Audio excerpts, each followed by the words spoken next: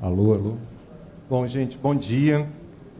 Para começar, eu queria agradecer o convite quase inusitado para apresentar a Lua aqui na conferência de Python. Bom, para começar, eu queria saber, vou fazer uma pesquisa de audiência, saber quem conhece Lua, quem já ouviu falar de Lua. Nossa, bem mais conhecido do que eu pensava. A gente tem um certo problema, às vezes, de... Bom, eu não vou entrar em muitos detalhes técnicos na palestra, mas vocês fiquem à vontade de perguntar, de interromper, fazer qualquer pergunta mais técnica, tá? Tá bom. Bom, então...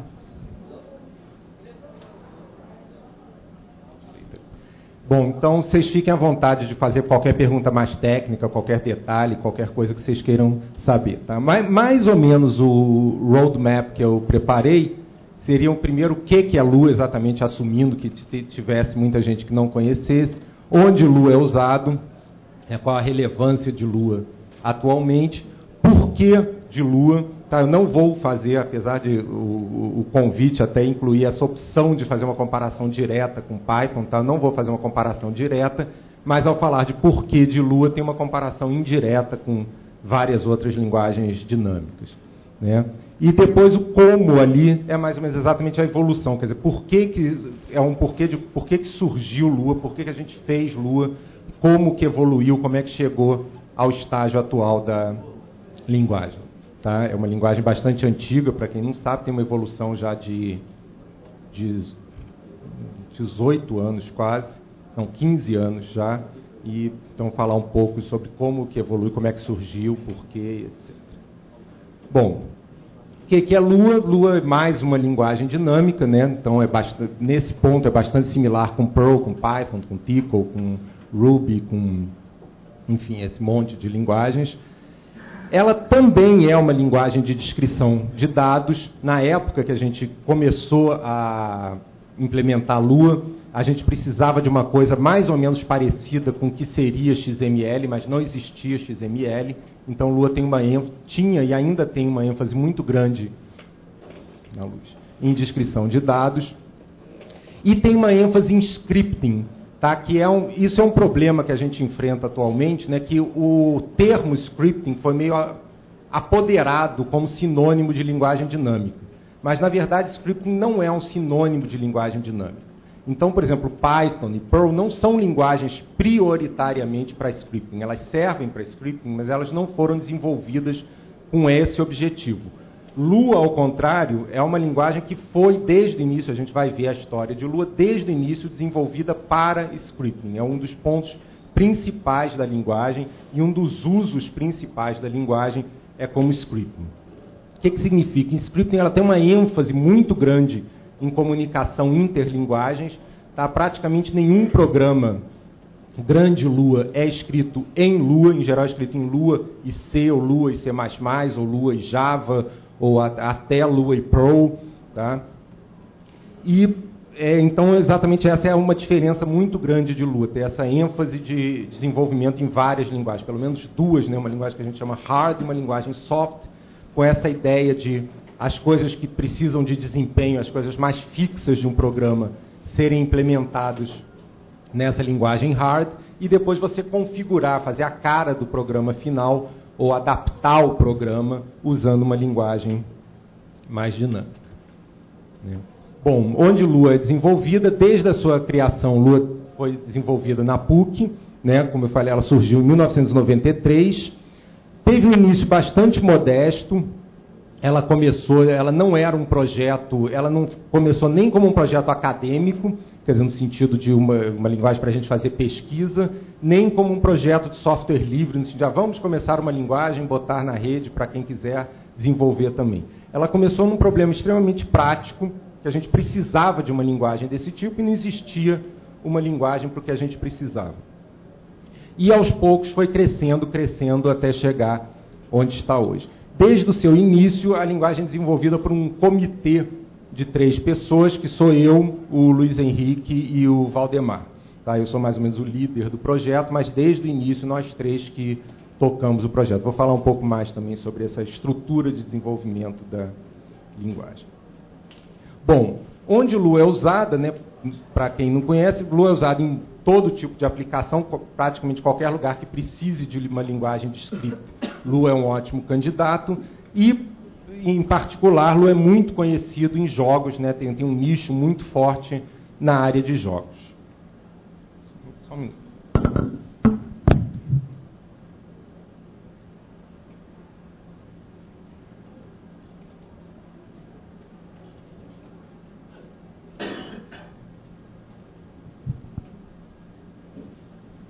Bom, então um uso, por exemplo, bastante famoso de Lua é na nova versão do Photoshop, da Adobe, né, o Photoshop Lightroom, que começou com uns 40 e tantos % feitos em Lua, agora já subiu para 60 e tantos % do código da aplicação é feito em Lua. Então, por exemplo, o Photoshop, basicamente a aplicação inteira é feita em Lua, com exatamente essas partes críticas, as rotinas gráficas, as partes de manipulação de imagens reais, feitas em C++.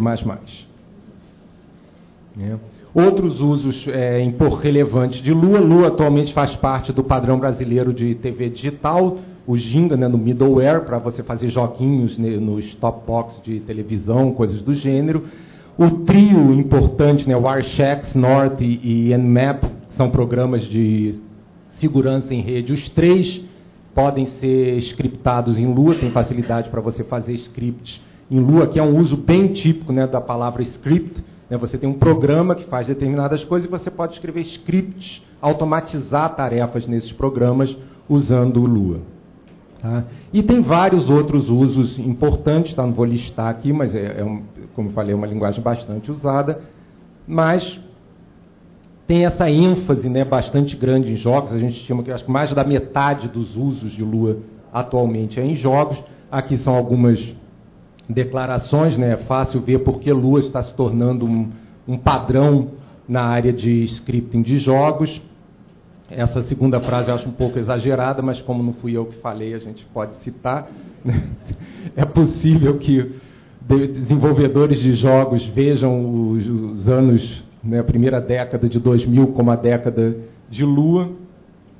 Aqui uma lista rápida de alguns jogos que usam Lua, né? O World of Warcraft, eu acho que é o mais famoso de todos, o jogo tem umas 10 milhões de pessoas jogando atualmente, com várias comunidades dedicadas a fazer add-ons em Lua, etc. Na verdade, acho que o maior depósito de bibliotecas Lua atualmente são em add-ons de World of Warcraft, que é uma pena que eles não têm uma interação muito grande com o resto da comunidade Lua. Eles têm algoritmos complicadíssimos, tem algoritmos de caixeiro viajante, coisas do gênero que eles usam no jogo, mas que ele, em geral, não é muito conhecido fora da comunidade. Né? Grim Fandango é um jogo bastante importante para a gente, foi um sucesso da LucasArts em 1998, foi o primeiro jogo importante a usar Lua, foi o que mais ou menos começou a expansão de Lua para jogos.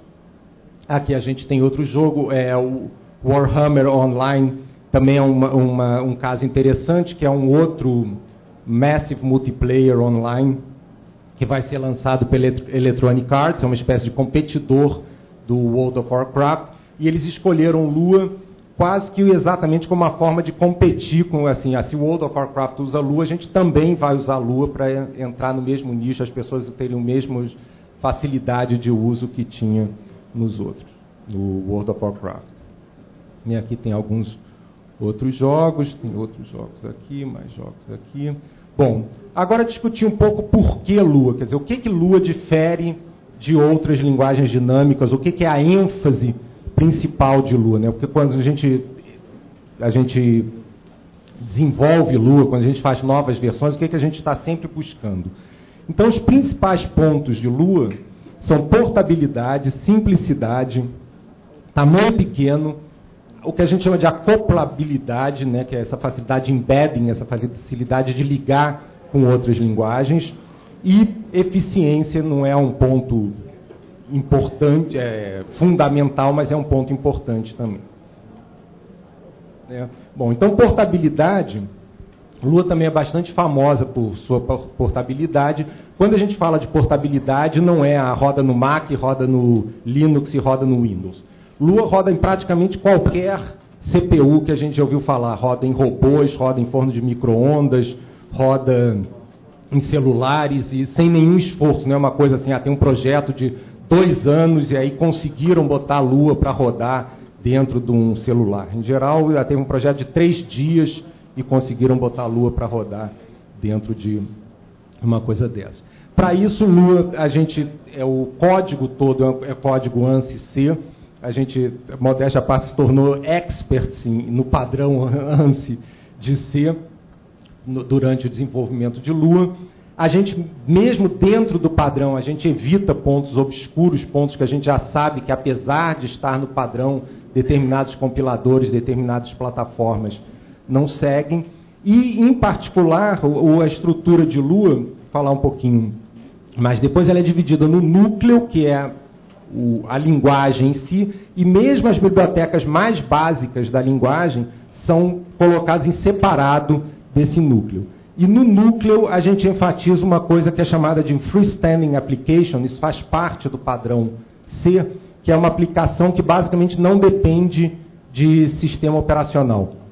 Então, o núcleo de Lua, ele não tem conhecimento de arquivos, ele não tem conhecimento nem de malloc e free.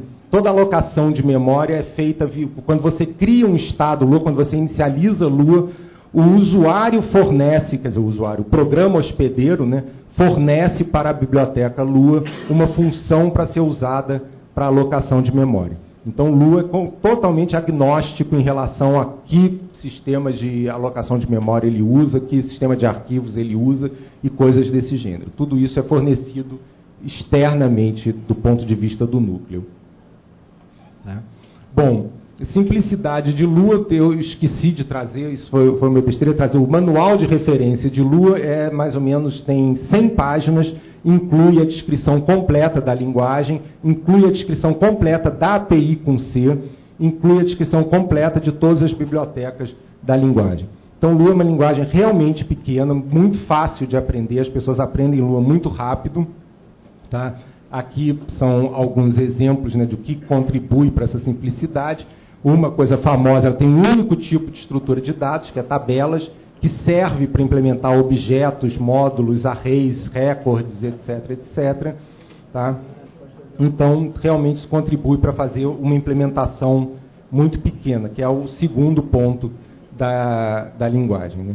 A implementação, o binário completo, tá? Tem menos de 200K. Se você cortar algumas bibliotecas, você chega a menos de 100K. Você consegue colocar a Lua rodando realmente em plataformas muito limitadas. Tá? Você consegue botar a Lua rodando em lugares com 256K de memória. 500K já é um luxo para rodar Lua.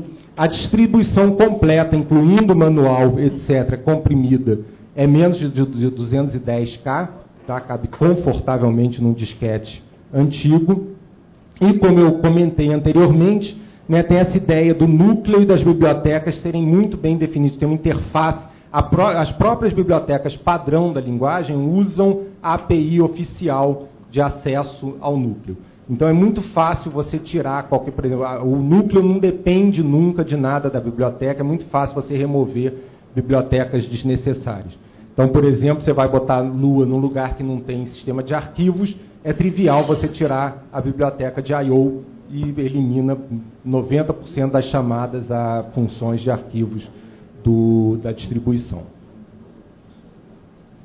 Bom, como eu falei, a ênfase de Lua, né, nessa acoplabilidade, Lua é distribuído como uma biblioteca C. O Lua Standalone, né, o programa Lua, na verdade é um cliente pequeno dessa biblioteca, que usa a biblioteca seguindo a API padrão da biblioteca. Quer dizer, a API de Lua não é uma coisa feita a posteriori, vamos permitir que C chame algumas coisas da linguagem ou coisas desse gênero. A linguagem foi, desde o início, desenvolvida sob esse ponto de vista, como ser algo a ser acoplado a C para você ter uma comunicação livre bidirecional. Tanto ser fácil você de Lua chamar C, quanto ser fácil você de C chamar a Lua. Tá? Essa API a gente tem uma ênfase muito grande em simplicidade, evita também coisas complexas de C, como vararg, ou mesmo tipos estruturados. Isso leva ao último ponto, fica fácil você interfacear a Lua não só com C, mas passar essa interface para outras linguagens. Tá? Em particular, a gente tem usos reais, quer dizer, esses exemplos são reais de Lua sendo usada interfaceada com C, C++, com Java. Fortran agora não está muito comum, mas no início era dos principais usos de Lua no início da linguagem, era interface com Fortran. E uma coisa que a gente acha engraçada, Perl tem no CPAN um módulo especial para fazer interface de Perl com Lua. Então você pode scriptar programas Perl usando Lua. É uma coisa engraçada, mas Ruby é a mesma coisa. Então realmente é uma linguagem que é muito fácil você interfacear com outras linguagens. Tá? Todos esses acoplamentos são programas bastante simples, tem só que basicamente traduzir chamadas de uma linguagem para outra. Tá? Bom, como eu falei, a Lua também é razoavelmente conhecido por eficiência. Obviamente, quando a gente fala de eficiência, né, dentro do reino, né, de linguagens dinâmicas, Lua comparado com C não tem condição, mas Lua comparado com Python, com Perl, com outras linguagens do tipo, em geral, Lua é das linguagens mais rápidas, ou a mais rápida nesses benchmarks. Tá? Isso se deve, em parte, à simplicidade da linguagem, ser uma coisa muito pequena, por exemplo, em particular, o núcleo de execução de opcodes cabe fácil no cache principal de uma CPU, e também de algumas técnicas que a gente desenvolveu ao longo do tempo, né? Como eu falei, Lua não começou como uma pesquisa, mas ao longo da sua evolução gerou uma certa pesquisa associada, então tem vários algoritmos novos que a gente criou em torno da linguagem. Bom, falar então um pouco agora sobre como surgiu Lua, né, o histórico de Lua. Então, ver o início da linguagem, como eu já falei, a linguagem surgiu em 93, em torno de interfaces gráficas. Na verdade, em 92, eu comecei a trabalhar no projeto TechGraph, que era e ainda é um projeto entre a PUC e a Petrobras, que era para a construção de interfaces gráficas para programas de simulação. Eles tinham programas que hoje a gente chama de programas legados, né, Legacy Code, programas em Fortran, e eles queriam fazer programas para produzir a entrada de dados para esses programas. A entrada de dados desses programas é aquela coisa Fortran, um monte de números em colunas de tamanho fixo. Então, eles queriam fazer interfaces gráficas que o usuário preenchesse aquela interface gráfica e a interface gerasse a entrada para o programa real. E com isso surgiu uma linguagem que a gente chamou linguagem para especificação de diálogos, DEL, que era uma linguagenzinha bem simples, dedicada a isso. Então, ali, por exemplo, está descrevendo um objeto, que era um gasket, aí tem os campos desse objeto, que era um material, que era uma string, um campo D, que era um float, com valor default 0, um campo Y, que também era um float, com valor default 0, enfim, tinha uma linguagem bastante simples para descrever esse tipo de coisa, e essa linguagem chegou a ser usada há algum tempo pela Petrobras, que chegou a ser usada em produção. Essa linguagem tinha várias limitações quando você queria fazer qualquer coisa um pouco mais complicada. Por exemplo, tomada de decisão. Às vezes um campo só fazia sentido se um outro campo tivesse um determinado valor. Você queria fazer predicados, fazer filtragem de dados. O campo tal é um inteiro, mas tem que ser com valor entre tanto e tanto. Você começa a sentir falta de uma expressividade maior na linguagem toda. Então, eles começaram a pensar em como mudar isso. E na mesma época, na verdade, esse outro projeto era feito pelo Luiz Henrique e pelo Valdemar, e na mesma época eu estava desenvolvendo esse programa gráfico mestre, que é para visualização de perfis geológicos. Né? Então a ideia é quando você perfura um poço, você recolhe um monte de dados diferentes, temperatura, condutividade, tipo de material encontrado, umidade, coisas do gênero, e eles querem traçar esses gráficos em relação à temperatura com 1000 variantes. Ele quer mudar as cores, mudar que colunas tem, onde ficam as colunas, etc. Que é uma coisa que mesmo hoje em dia você fazer graficamente é um pouco trabalhoso. Às vezes é mais fácil você expressar isso numa linguagem de descrição. E na época, em particular, usando a maioria dos sistemas ainda era DOS que eles usavam, era muito restrito fazer isso via gráfico. Então a ideia era, a gente criou uma linguagenzinha de descrição de dados, que a gente chamou de SOL, que era um Simple Object Language, que tinha uma sintaxe inspirada em BibTeX, para quem conhece BibTeX, e a ideia, por exemplo, ali eu descrevo um tipo novo, que era um track, que tem um campo X, que é um número, um campo Y, que é um número com valor default 23, um campo Z não tipado, e aqui embaixo, nessa linha aqui, a gente cria um track com aqueles valores particulares, atribui a T1, na outra linha usa um campo particular de T1 para inicializar outros campos. Enfim, era uma linguagem para descrição de dados um pouco mais expressiva do que XML. Ela é estruturada, mas ela também permite um mínimo de aritmética, de coisas, tem alguns tipos pré-definidos como listas, number, coisas do gênero. E logo a gente começou a esbarrar em problemas parecidos com o que o pessoal do Dell estava esbarrando. A gente também queria, às vezes, mecanismos de programação, queria uma expressividade maior na linguagem, queria ter mecanismos de abstração mais fortes do que a linguagem oferecia. Às vezes você precisa de variáveis, precisa de coisas do gênero. Então, nós nos juntamos e tentamos resolver uma solução comum para esses problemas. E aí a gente pesquisou, a gente começou, uma linguagem dinâmica seria bastante apropriado para isso. Na época, em 93, Python era extremamente incipiente, não tinha nenhuma facilidade para scripting, exatamente para você juntar com outros programas. Na época, o principal candidato era TCL, né, Tcl. Tcl era a grande linguagem para scripting na época, mas a sintaxe era um pouco intimidante para não programadores. O pessoal da Petrobras, engenheiros, geólogos, achavam aquilo uma coisa um pouco intratável para eles, então a gente resolveu desenvolver uma linguagem própria. O que a gente precisava? O que a gente chamou de uma linguagem de configuração genérica. A ideia era poder configurar todo tipo de programa, daí essa ênfase que eu falei, né, de ser facilmente acoplável, né, a ideia de ter ser uma biblioteca com uma interface bem definida.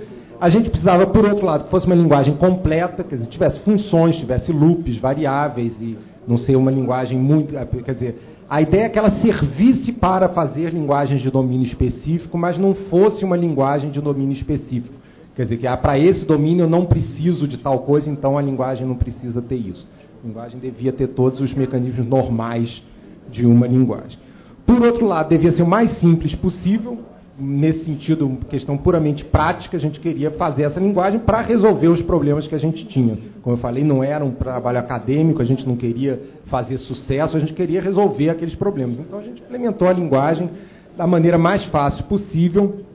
Em particular, tinha essa ênfase numa sintaxe não intimidante, né? Uma sintaxe mais ou menos conhecida de não programadores profissionais, como engenheiros. Quer dizer, não é uma linguagem para minha mãe usar, né, como o pessoal fala, não é uma linguagem para o usuário final no sentido geral, mas é uma linguagem para pessoal técnico não programador, como, né, os exemplos clássicos, engenheiro, geólogo, eventualmente arquitetos, ou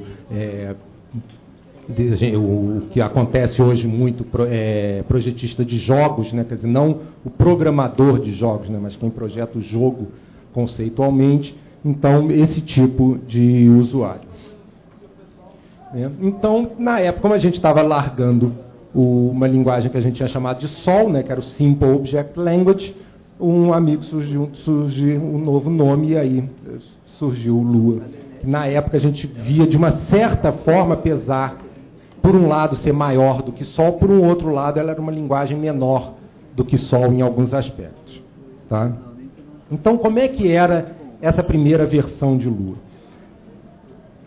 Do ponto de vista do usuário, ela era basicamente igual a SOL. Você podia escrever uma expressão exatamente igual a SOL desse tipo. T1 é um track, x igual a 10.3, y igual a 25.9, title igual a depth. Então, essa linha, quer dizer, do ponto de vista do usuário, continuava muito parecido. A diferença fundamental, e nesse sentido que a linguagem era menor do que Sol, é que em vez da linguagem ter aquela parte toda de descrição de tipos, né, uma espécie de um DTD da linguagem, você fazia isso na própria linguagem dinamicamente. Então, por exemplo, o que aquela linha de cima queria dizer? Chame uma função track, passando como parâmetro um objeto, uma tabela com aqueles campos, x igual a tanto, y igual a tanto, title igual a tanto. E quem instanciasse Lua para esse uso, escreveria a função track para fazer a checagem de tipos. Então, em vez de você declarar o tipo, você verificava o tipo. Você ia verificar se o tx não tivesse um valor, você inicializava o tipo de tx, você verificava se o tipo dele era um tipo numérico, e assim por diante. Então, por um lado, era um pouco mais trabalhoso para quem instanciava a linguagem para um uso particular, mas era muito mais versátil, porque com esse tipo de verificação você pode fazer exatamente tudo que é computável na sua verificação, em vez de ficar restrito a uma sintaxe específica do que você pode, o que você não pode descrever num tipo. Bom, como eu falei, a implementação foi uma biblioteca, né, isso foi, desde o início a gente tinha essa ênfase. Ela foi chamada, eu botei aqui no slide, né, Lua 1.0, na verdade ela virou 1.0 depois. Na época eu acho que a gente não usava nem sistema de controle de versões ainda. Era uma coisa assim, vamos botar para funcionar, usar porque a gente precisa resolver esse problema aqui. Tá? A gente usou nessa regra básica de Extreme Programming, né, a coisa mais simples que possa funcionar, e realmente foi a coisa mais simples que podia funcionar. Então, por exemplo, as tabelas iniciais de Lua eram implementadas por lista encadeada. Se você acessava um campo, a linguagem ia lá procurando na lista aquele campo até encontrar e retornava o valor. Era a coisa realmente mais simples que funcionasse para os nossos usos. A gente usou uma implementação bem padrão, o pré-compilador usou IAC e LEC, gerava opcodes para uma máquina virtual de pilha e tinha então o loopzinho de interpretação que executava esses opcodes. Ao todo, a linguagem toda era implementada em menos de 6.000 linhas de código C, isso completo. Tá? Como eu falei, a gente não tinha grandes expectativas, o que a gente queria era resolver nossos problemas com aqueles dois programas que a gente tinha. E tinha, assim, nossa grande expectativa, assim, vai ver que outros projetos dentro do TechGraph resolvem usar a linguagem, vai ver que ela serve para outras coisas também. E ela satisfez nossas expectativas, bom, isso não foi nenhuma surpresa, tanto o Dell quanto o PGM usaram Lua. PGM, aquele programa de traçar perfis de poços de petróleo, ele até hoje é usado pela Petrobras, esse programa original, em sistemas embarcados no sentido em plataformas, né? Até hoje usam, eles têm computadores bastante restritos, às vezes, por causa de condições de ambiente, e até hoje eles usam o PGM, e, para nossa surpresa, foi um grande sucesso dentro do TechGraph. E logo, vários outros projetos no TechGraph começaram a usar a Lua. Então, em pouco tempo, a gente tinha um grupo de praticamente 30 pessoas usando a linguagem nos mais variados projetos.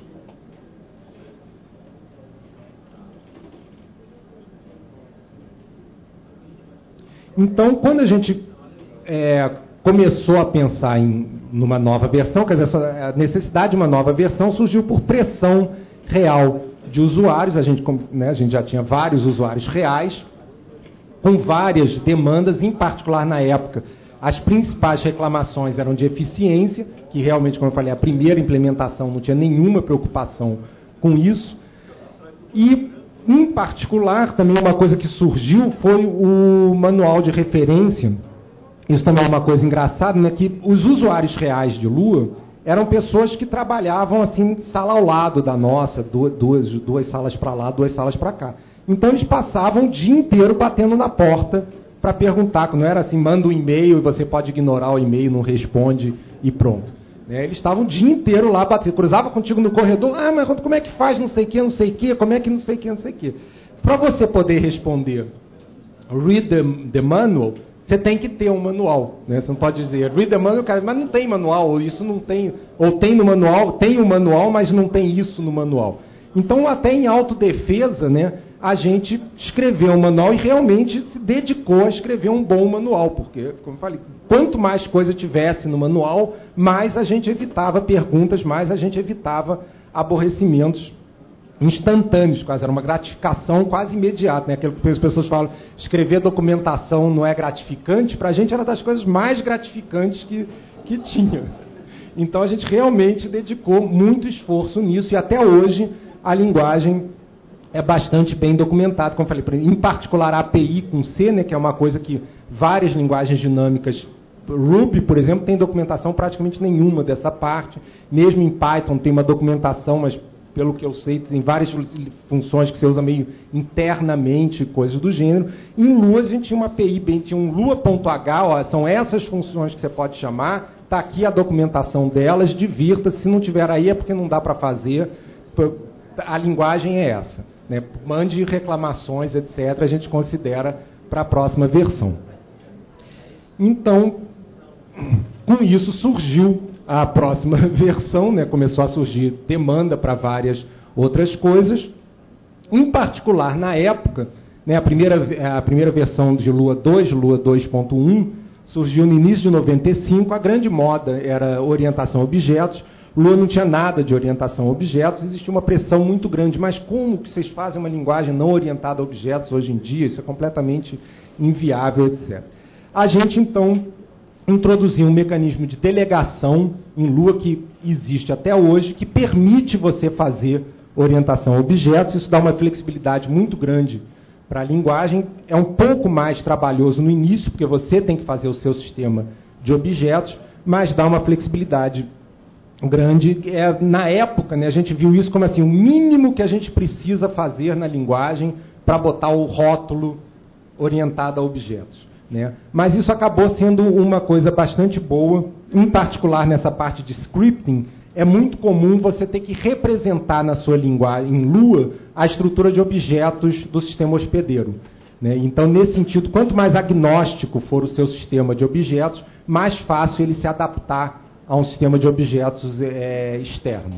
Então, nesse ponto, por exemplo, a scripting é uma coisa bastante conveniente.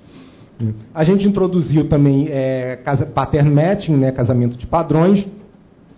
Isso também foi, a gente teve que fazer uma solução diferente, a gente teve que implementar uma biblioteca própria. As bibliotecas tipo PCRE, coisas do gênero, só a biblioteca de pattern matching eram maiores do que Lua, o resto de Lua inteiro. Então, botar uma biblioteca dessas em Lua ia triplicar o tamanho da linguagem. A gente tinha essa necessidade de manter a linguagem bastante restrita em tamanho, porque era usada em computadores, às vezes, bastante antigos, bastante restritos. Então, a gente fez uma biblioteca mais restrita de casamento de padrões. E em Lua 2 também surgiu uma interface de depuração. Também a mesma ideia em todas, quer dizer, mas tanto no OO como na depuração, tem sempre essa ideia de oferecer, que é uma ideia que existe até hoje em Lua, de oferecer os mecanismos mínimos para que você possa desenvolver o que é necessário e desenvolver o resto por fora. Então, por exemplo, em depuração, a gente não fez um debugger para Lua, mas introduziu na API da linguagem funções primitivas que permitissem que você implementasse depuradores por fora. Usando essa interface, hoje em dia existe depurador visual em sistemas IDE, existe depurador de linha, existem vários tipos de depuradores, todos fora da linguagem em si, todos como bibliotecas externas. Né? Bom, nessa época, aliás...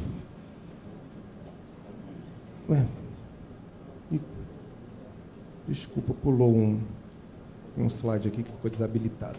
Enfim, nessa época a gente publicou 2 artigos sobre Lua, um acadêmico num periódico chamado Software Practice and Experience, que teve uma repercussão praticamente nula na época, e a gente publicou outro artigo de divulgação na Dr. Dops, né, que é uma revista. Essa foi, aí teve um monte de gente mandando e-mail, entrando em contato, etc.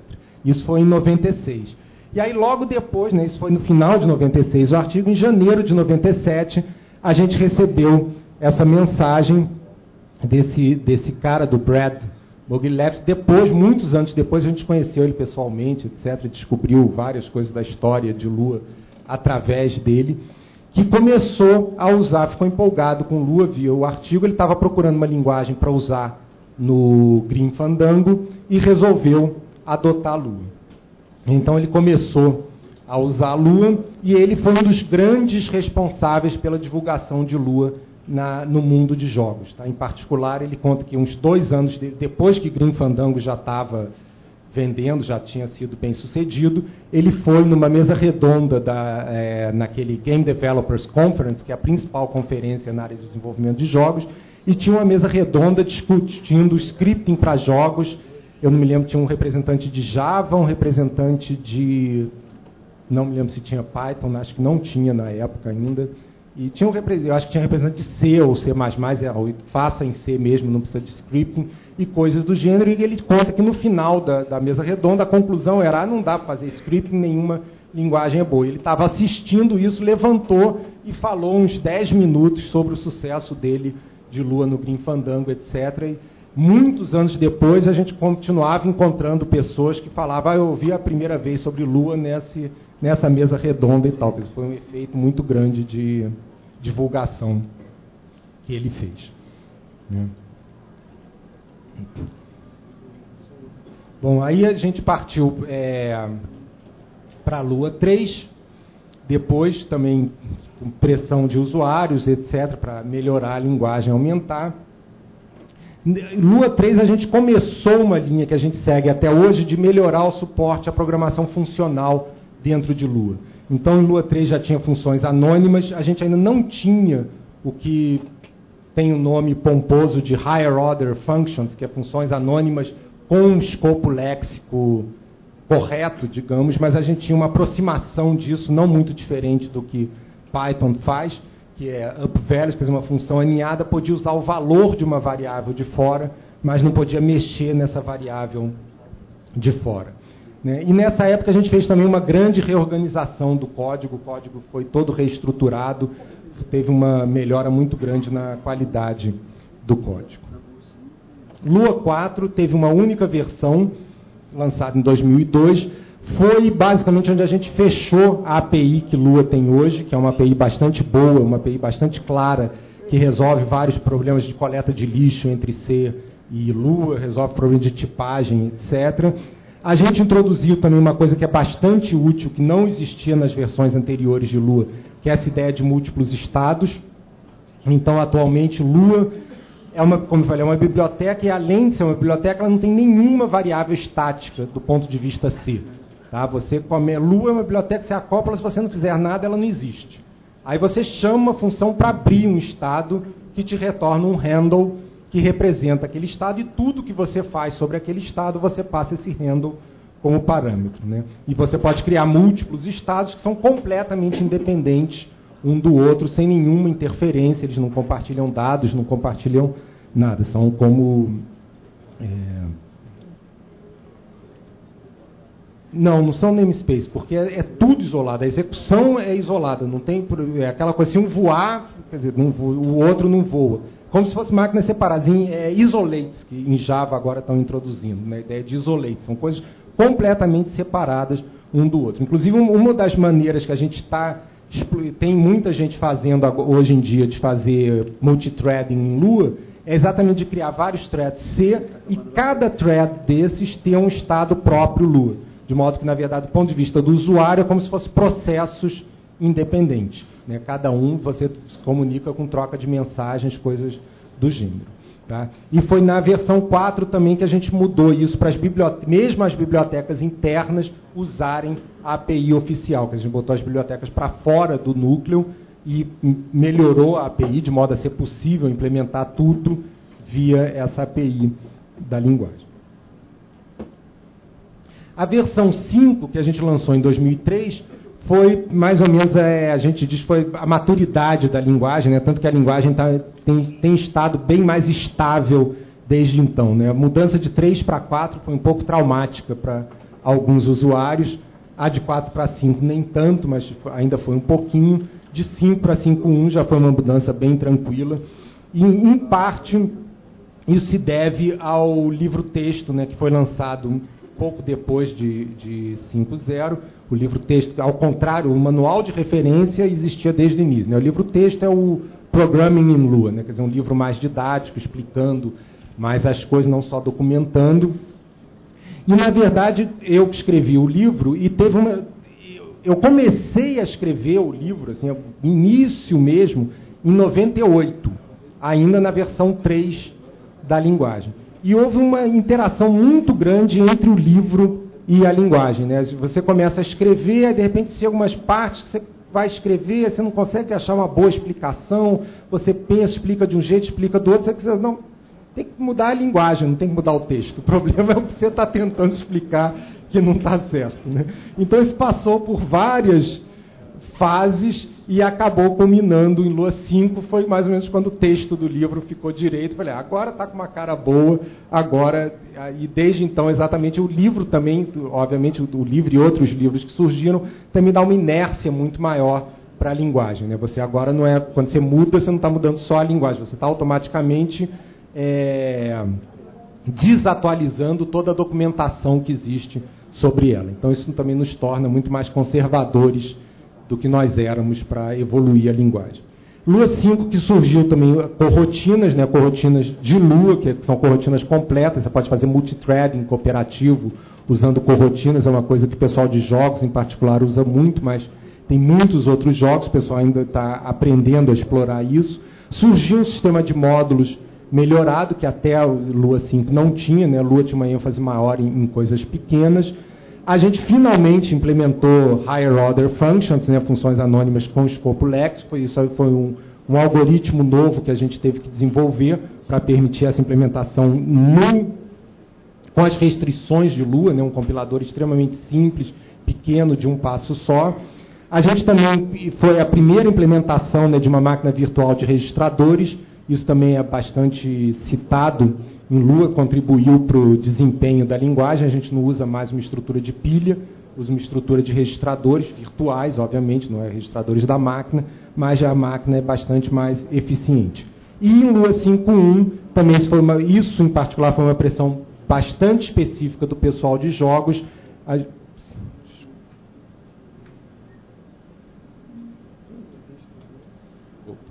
A gente implementou coleta de lixo incremental, né? Lua, desde da primeira versão, tinha uma coleta de lixo completa, correta, etc., mas com aqueles problemas de vez em quando, dar uma paradinha para fazer a coleta de lixo, né? Tanto teve uma época, o pessoal, na Dinamarca, tinha um robô que ganhou vários concursos de robôs na Dinamarca usando Lua, e que eles perceberam que o robô, de vez em quando, ficava completamente errático. Ele estava lá seguindo a trilha, não sei o que, de repente ele voava. Ele percebeu que era quando o Lua parava para fazer coleta de lixo.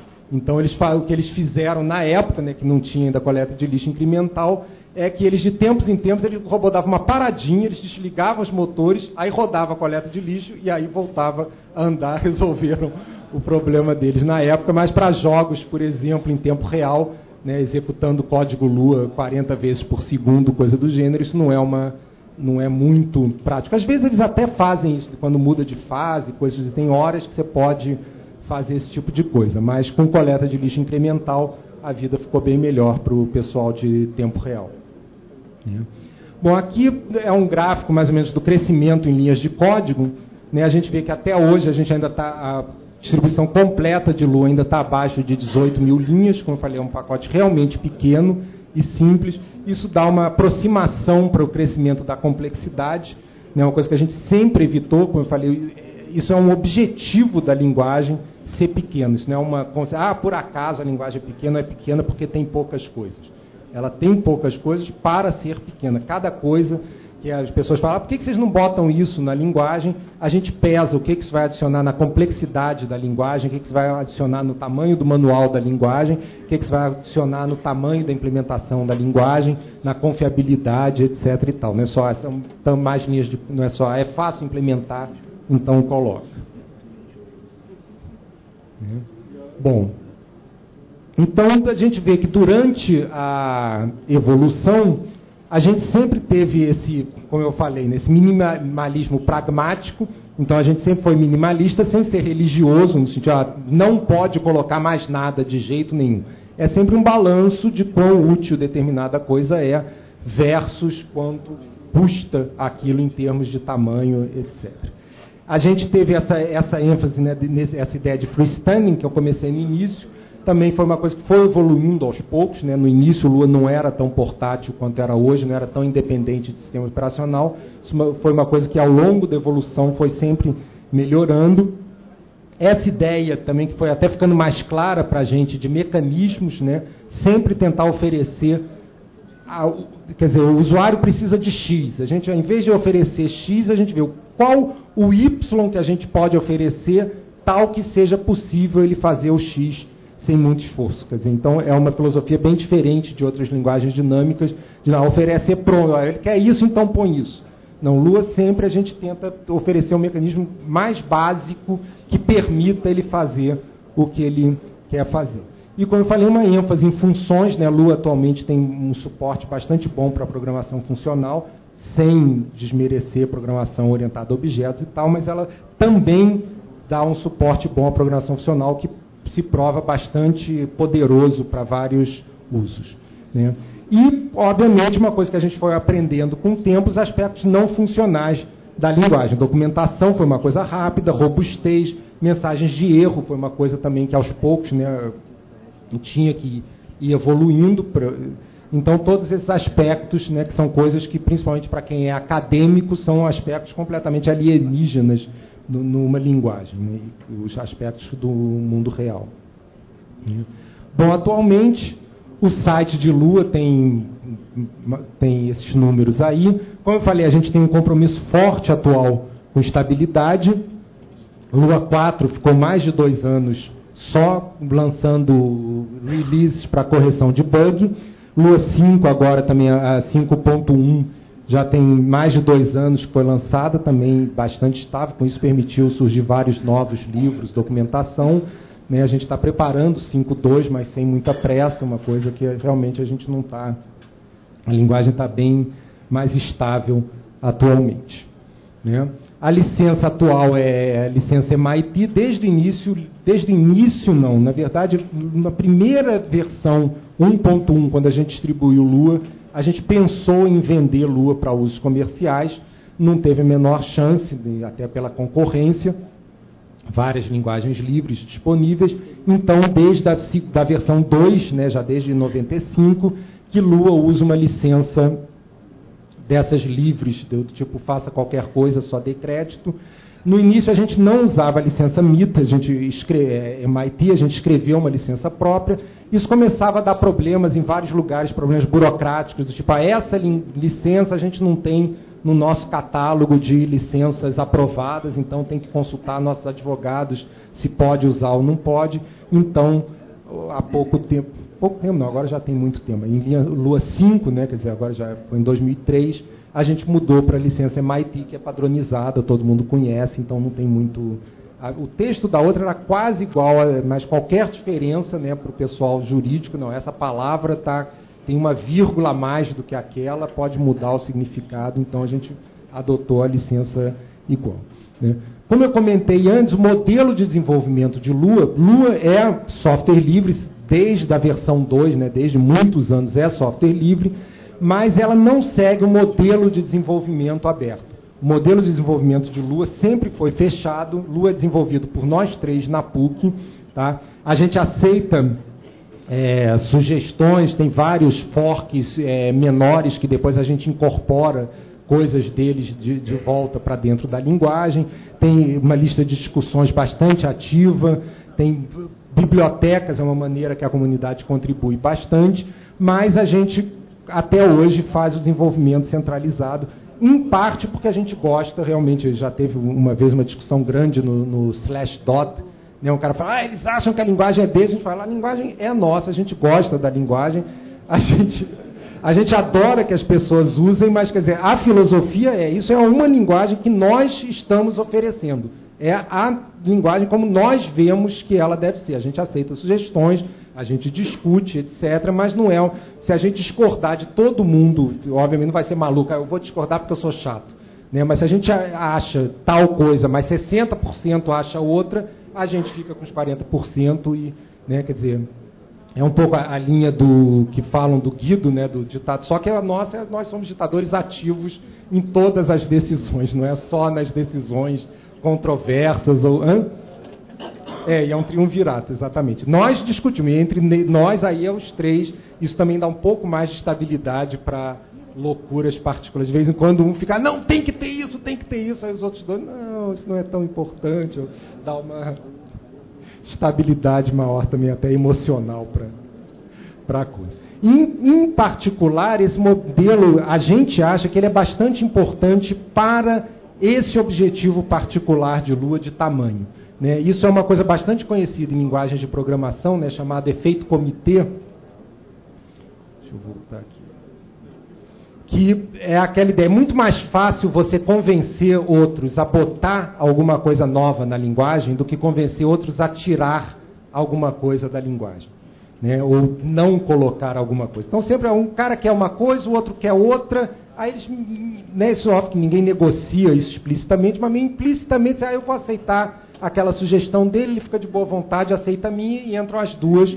Então é sempre mais fácil a linguagem ir crescendo do que você ficar brigando, não, eu não quero isso, isso não vale a pena, é muito mais difícil esse tipo de argumentos em discussões grandes, dentro de comitês grandes. Com o modelo de Lua, isso fica bastante mais fácil, porque você só tem que convencer os outros dois de que não vale a pena alguma coisa. Ou, na verdade, ao contrário, você tem que convencer os outros dois de que vale a pena. A gente tem essa filosofia interna, que se um quer uma coisa, o outro quer outra, então não entra nenhuma das duas e pronto. E é mais fácil manter isso internamente do que num grupo muito grande. Os requisitos originais têm sido mantidos. Uma coisa que a gente tem bastante orgulho, né, que Lua é a única linguagem desenvolvida fora do eixo Estados Unidos, Europa Ocidental e Japão a ser adotada mundialmente. Em particular, Ruby é a única do Japão, quer dizer, tirando Ruby e Lua, todas as linguagens são praticamente da Europa Ocidental e Estados Unidos, a grande maioria dos Estados Unidos, umas poucas de Europa Ocidental, né? O próprio Python, eu achava que era holandesa, mas na verdade o Guido praticamente começou o desenvolvimento quando ele já morava nos Estados Unidos. Então a grande maioria das linguagens, principalmente dinâmicas, linguagens mais novas, são desenvolvidas nos Estados Unidos. Né? E a gente, nesse ponto, a gente assim, é bastante orgulhoso de ter desenvolvido uma linguagem desse porte aqui no cantinho do mundo. Bom, os livros, o em azul, Programming em Lua, é o livro que eu comentei, né, que fez o amadurecimento da linguagem. Ele é uma edição própria, né, nós mesmos editamos o livro, a gente chegou a negociar com várias editoras, a gente chegou a fechar contrato com a O'Reilly. A O'Reilly chegou a me pagar um tanto de adiantamento, depois eles desistiram de publicar o livro, pelo menos eu fiquei com adiantamento. Mas, no fim, está se mostrando, tem um certo problema de distribuição, mas, por outro lado, tem se mostrado bastante bom essa coisa de nós publicar. A gente tem liberdade completa de quando fazer nova edição, quando atualizar, de manter ele em catálogo por quanto tempo a gente quiser. Ele já tem essas traduções que estão em volta, né? Tem uma tradução em chinês, lançada esse ano, tem uma tradução em alemão, lançada em 2006, tem uma tradução em coreano, foi lançada ano passado, e a gente agora está em negociações para uma tradução em japonês, também que deve ser lançado ano que vem. E existem outros livros, aquele é o manual de referência, como eu falei, é um fininho.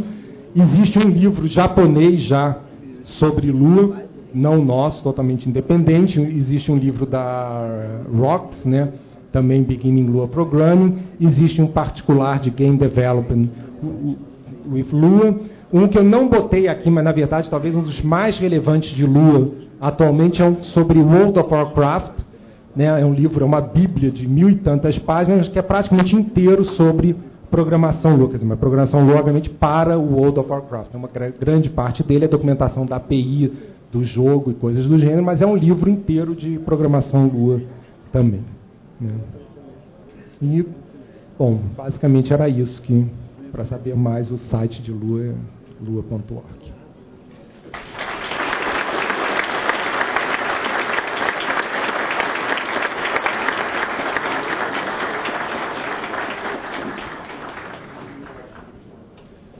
Pessoal, quem está aberto a perguntas, tá?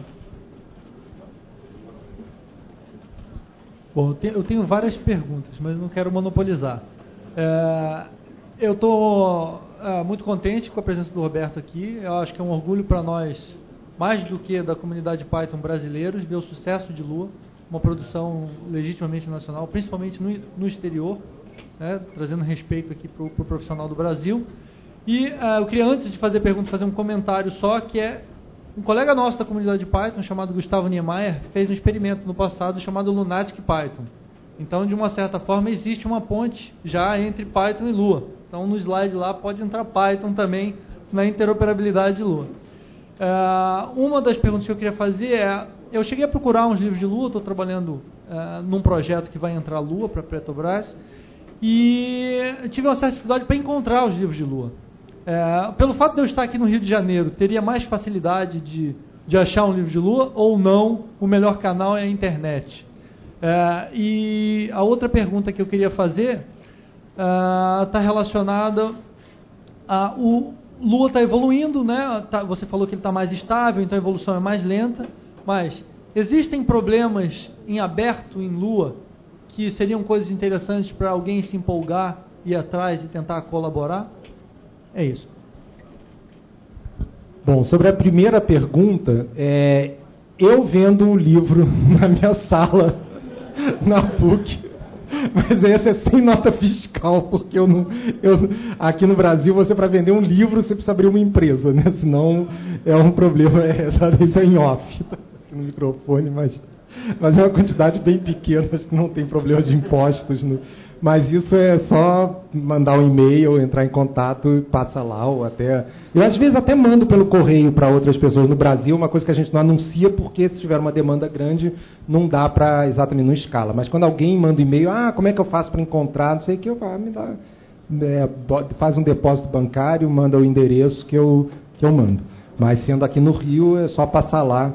Em particular, essa semana estou sem estoque. Porque, mas em breve você me manda e-mail, que assim em uma semana deve estar chegando, eu te mando e-mail. Porque o livro ele é editado no Brasil, mas ele é impresso nos Estados Unidos. Tem uma firma que imprime e distribui lá. Então eu mesmo tenho que importar ele para cá para vender. Eu importo alguns. Isso é uma dificuldade aqui no Brasil. Por exemplo, eu já fui na Cultura, já fui lá nos Estados Unidos, ele é distribuído por distribuidoras oficiais, mas por exemplo, foi na Cultura, a Cultura diz que não trabalha com livro importado via distribuidora, eles só compram do próprio editor. Aí vem esse problema, para vender para a Cultura como editora tem que ser uma firma, porque se eu vender como pessoa física, eu não tenho como descontar, eles me pagam e eu não tenho como descontar o que eu paguei para comprar o livro, para a produção do livro.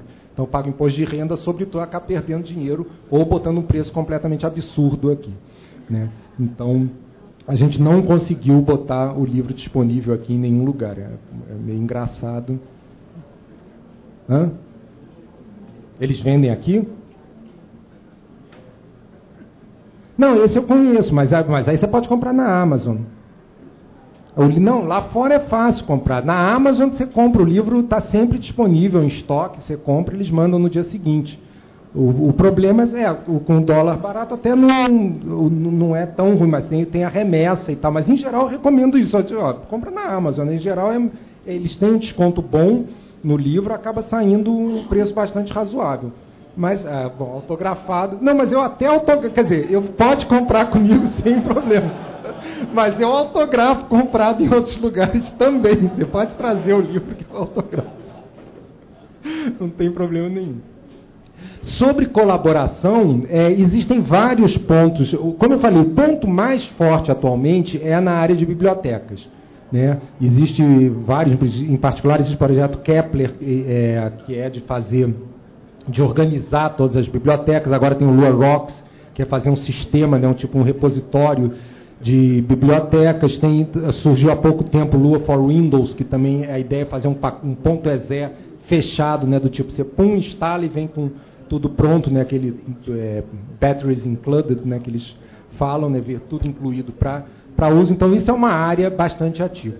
Dentro da linguagem em si, existem algumas coisas que a gente está desenvolvendo bastante específicas. Por exemplo, uma que a gente está fazendo, mas na verdade já foi resolvida. A gente tem um problema na comunidade, que existe um cara na lista chamado Mike Paul, que a gente brinca que esse cara não é um cara. A gente nunca encontrou esse cara na vida, nunca viu foto. Você procura na internet, não acha nada dele. A gente tem uma teoria que, na verdade, ele é um time de 10 pessoas atuando atrás daquele... Você faz perguntas sobre problemas de cache interno, escalonamento de instruções no Pentium versão tal, ele responde 3 minutos depois. Você faz uma pergunta sobre Outlook, como é que você configura, ele diz, vai no menu tal, escolhe a opção tal, não sei o que, não sei o que, não sei o que. Então, esse cara ele é um pouco problemático, porque, por exemplo, uma área que eu tinha um interesse enorme de trabalhar é em Just-in-Time Compiler, né? Ele já fez um Lua JIT que é atualmente o melhor JIT, é reconhecidamente o melhor JIT de linguagens dinâmicas que existe disponível até o momento. Tá? O pessoal fala, às vezes sai artigo exatamente isso, mas não publicou nada, ele só tem lá, está lá o Lua JIT. Você pode abrir, explorar tudo e descobrir tudo. Eu desisti de mexer com o JIT depois desse Lua JIT, falei, não tem condições de competir com ele ou com eles, porque eu continuo na minha teoria de que é um grupo grande. E aí, então, em particular, por exemplo, um problema que Lua tem atualmente, que é essa ideia de corrotinas, né? A ideia de corrotinas em Lua é o que a gente chama de corrotinas completas, ou full coroutines, que é a ideia que, ao contrário de corrotinas em Python, não me lembro se é Python que é assim, né? Que você pode fazer yield só da própria função, né, da corrotina. Você pode chamar quantos níveis você quiser de função, dá um yield lá em cima, ele guarda aquela pilha inteira e você dá um resume, ele volta lá do ponto onde ele parou. Por isso que eu falei que serve para multithreading cooperativo. Você chama uma função, que chama outra, que chama uma função para ler um arquivo, ele vê, o arquivo não está pronto. Bom, dá um yield e você passa para outra coisa, depois você dá um resume. E essa implementação ela tem um problema, porque, como eu falei, a ênfase de Lua é essa ideia de interação com C bidirecional. Se você, no meio do caminho, você tem uma função C, você de Lua chamou C chamou Lua de volta, e você quer dar um yield lá para fora, você não tem como fazer isso com C padrão, você não tem como salvar um registro de ativação de C para depois restaurar ele e retornar para ele, né? Então, isso é um problema grande que restringe, de certo modo, o uso de corrotinas em Lua. Você sempre tem que estar com essa preocupação do que você pode fazer, o que você não pode fazer dentro de uma corrotina, ou pelo menos num ponto que você vá dar um yield. E o Mike Paul fez uma implementação bastante interessante a ideia, basicamente, é que quando tem uma função C, ele usa long jump, isso a gente já usa em Lua, todo tratamento de erro é baseado em long jump, e a ideia é quando você tem um registro C no meio, você dá um long jump, joga fora, e depois, quando chega a hora de voltar para aquele ponto, você chama a função de novo, tipo com um parâmetro indicando, a função obviamente tem que ser preparada para isso, ela sabe, eu estou sendo rechamada porque eu fui interrompida no ponto tal. E aí ela toma suas devidas providências. A gente está mudando um pouco essa API, mas está implementando ele chegou a implementar isso, fez um patch bastante bem implementado sobre isso, a gente está passando isso para a Lua. Mas como é do nosso feitio, a gente não pegou o patch e aplicou. A gente está revendo, está mudando um pouco a API, usando, por exemplo, a dele, ele faz essa coisa que a própria função reentra e testa se tem que fazer uma coisa ou outra. A gente vai usar uma API que, quando você chama Lua, você já passa uma função de continuação, quer dizer, então essa função é abandonada e você chama uma outra, que então a outra já sabe que se ela foi chamada é porque ela está continuando, não precisa testar no início se está reentrando, coisas do gênero. Mas então, por exemplo, é uma coisa que já existe uma implementação, entendeu? Como eu disse, ele já acabou a graça, já vamos fazer uma implementação, já existe uma pronta. Mas isso atualmente é uma das coisas mas tem poucos... E uma coisa que a gente sempre sonha, mas aí é totalmente pesquisa, né, eu acho que é o sonho de todas as linguagens dinâmicas, que é a questão de macros. né? Eu acho que tirando o Lisp, que tem um sistema de macros hoje, é inveja de todo mundo quer ter macros também, mas não existe nenhuma solução bem sucedida ainda fora do mundo Lisp.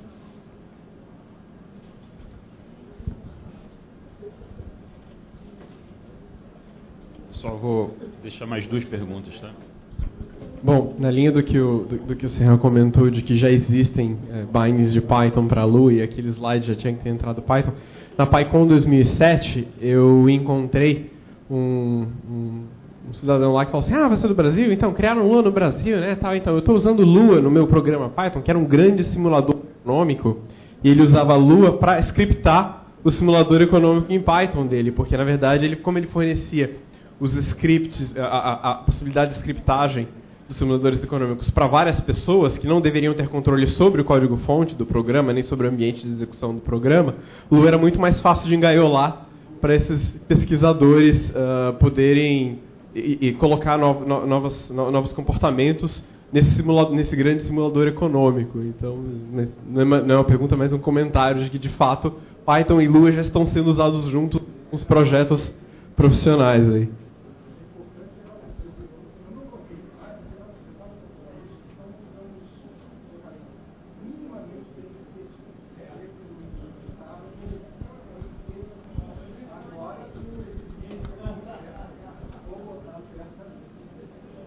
Oi. Eu queria saber como é que foi essa decisão da máquina virtual baseada em registrador, visto que a maior parte das máquinas virtuais hoje são baseadas em pilha. Mas, bom, agora também tem o movimento do Parrot, que é a máquina virtual do Perl 6, que está indo para o registrador. Mas Perl 5, Python, Java, todas as máquinas virtuais eram baseadas em pilha. E eu queria saber por que no caso do Lua foi mais inteligente tomar a decisão dos registradores.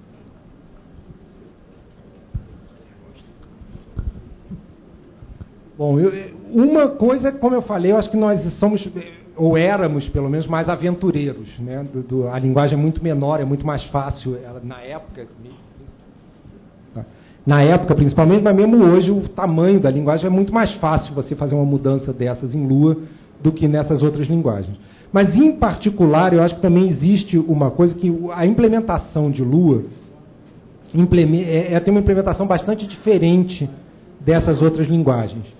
Tá? Por exemplo, o que eu conheço, por exemplo, de Perl, que eu conheço mais, por exemplo, uma variável é uma coisa muito grande em Perl. Você criar uma variável é uma coisa muito diferente de um temporário em Perl. Variável tem uma variável do tipo string e tem uma cópia da string lá dentro, tem um buffer. Né? Em Lua, a gente usa valores tipados. Uma variável tem um tag e uma union, né? Uma coisa bem básica, que a variável é exatamente a mesma coisa que um temporário. Então, todas as atribuições, por exemplo, são iguais. Pega o valor daqui e copia aqui. Você atribui uma string em Lua, não faz uma cópia da string. Você atribui a referência da string de um lugar para o outro. Então, isso, por um lado, é bastante bom, etc. Mas exatamente dentro da máquina virtual, quando você está manipulando temporários e não manipulando variáveis, isso, quer dizer, para variáveis isso é muito eficiente. A variável é muito menor em Lua. Você não paga nada. As variáveis moram na pilha direto. Em Perl, variáveis são alocadas. Né? Você declarar uma variável e não usar, você paga um preço. Lua, variável na pilha, que nem em C. Então, você declarar uma variável e não usar, você só usou um pouco mais de pilha, não paga nada por isso. Mas os temporários também são implementados assim. Então, cópia de temporários interna são mais caras do que em outras linguagens.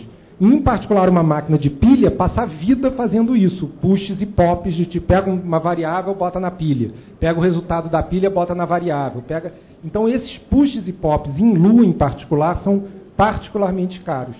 E a grande ideia da máquina de registradores é eliminar essas movimentações de dados para um lado e para o outro. Então, eu acho que em Lua em particular, o ganho é mais significativo do que em outras linguagens, essa eliminação. Mas um pouco é isso que eu falei também, é um pouco essa ideia de que é mais fácil mudar, e um pouco o que eu falei do lado acadêmico. A gente começou implementando quase como experiência. Cara, vamos ver aqui, tá na moda esse negócio de máquina de registrador, vamos ver, se não vingar, pelo menos dá um artigo interessante, entendeu? E acabou vingando, mas...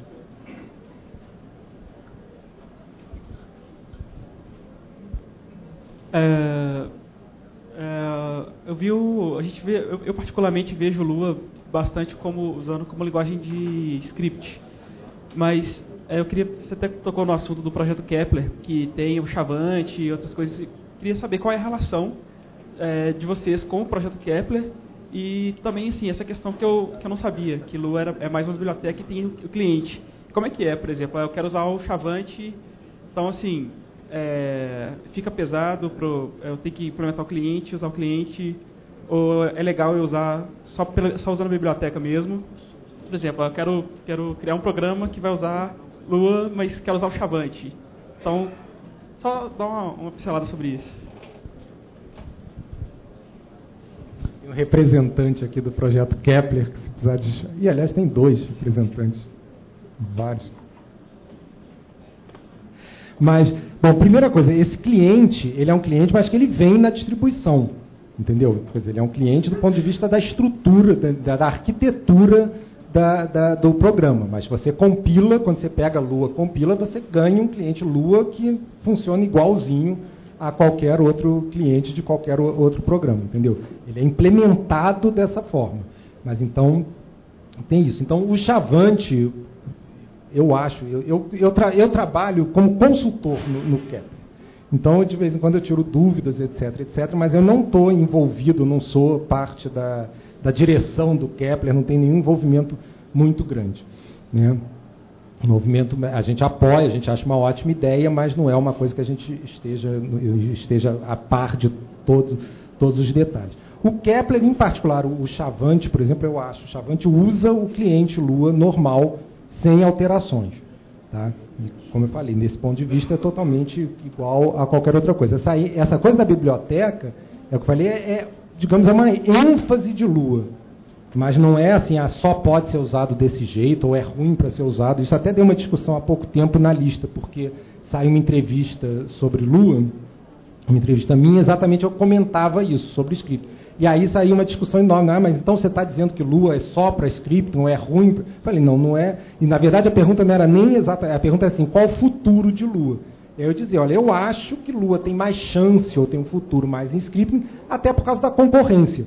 Por exemplo, com Python, é questão de gosto. Quer dizer, eu acho que Lua tem vantagens bastante boas, mas eu acho que Python também tem outras vantagens bastante boas.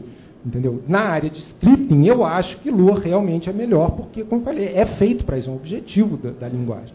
Né? Então, em compensação, na parte de bibliotecas, Lua está passando essa fase agora de começar a aumentar as bibliotecas. Tem alguns problemas, às vezes, aí problemas de detalhe na linguagem, mas até questão de quais os paths defaults, essas coisas, que são coisas que a gente não pensou tanto tempo ainda, então ainda a gente está, digamos, mais atrasado ainda, mas está evoluindo nessa direção. Não sei no futuro como vai ser essa concorrência. Né? De novo, a vantagem de Lua, mesmo nessa área, continua sendo essa coisa de ser pequena, de ser leve, né? Mas aí eu acho mais difícil você dizer é melhor e pronto, entendeu? Eu não vou chegar aqui, estou em dúvida entre Lua e Python. Esquece Python, não tem nem... Entendeu? Não vou dizer isso. Agora, se realmente você quer fazer isso, eu não tenho um programa, quero acoplar uma... Eu vou falar, Lua é muito melhor para isso. Entendeu?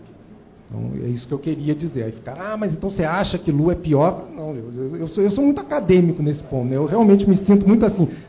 Eu não consigo fazer propaganda, dizer, é melhor, usem Lua todo mundo, não sei o quê. Olha, eu acho que tem situações que Lua é melhor, tem situações que Python é melhor, tem situações que Perl vai ser melhor ainda, tem situações que você tem que usar C mesmo, é a melhor coisa que você faz na vida, ou pode usar Java. Eu acho que, né, nem todas, mas muitas linguagens têm seu espaço e você tem que ver, cada problema é um problema.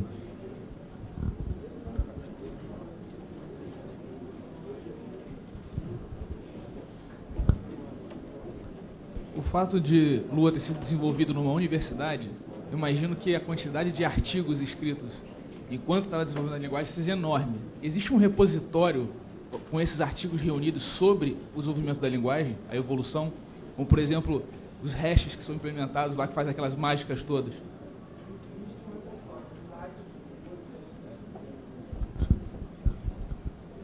Se entrar no site de Lua, entrar na página de documentação, tem um link Papers, que tem esse repositório. Mas, na verdade, não é enorme o número de artigos. Como eu falei, Lua não foi desenvolvido academicamente. A gente até, eu acho que deveria ter mais, a gente às vezes foi até pouco acadêmico em alguns aspectos. Mas, basicamente, existem artigos sobre as principais coisas, mas talvez não tão bem ou tão explicados quanto poderiam. Eu tive um problema enorme na minha vida acadêmica até assumir Lua academicamente. Assim, no início, era aquela coisa assim, eu tinha vergonha academicamente de dizer que eu trabalho, tipo assim, eu trabalho em Lua aqui, mas é por fora. Assim. Mas isso é muito tempo atrás, né? Mas eu desenvolvi uma outra linguagem acadêmica que eu achava muito mais legal, e obviamente ninguém jamais ouviu falar, não deu em nada, mas aí, aos poucos eu me convenci de que Lua...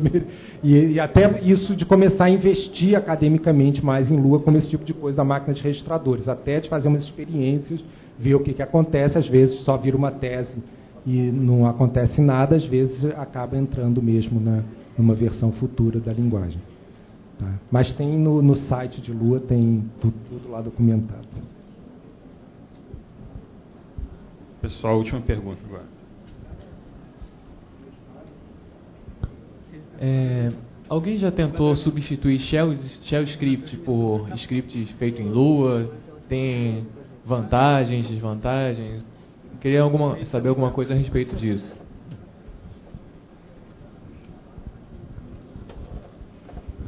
Eu posso dizer que sim, mas eu sei muito pouco.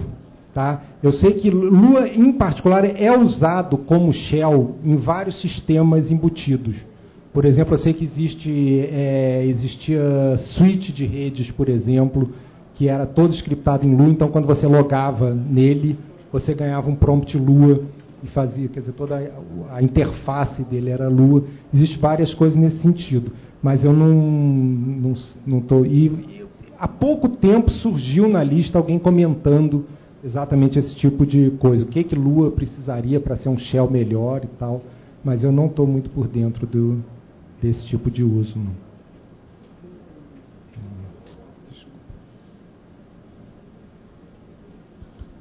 Bom, pessoal, eu queria agradecer a palestra aqui do Roberto. Tá?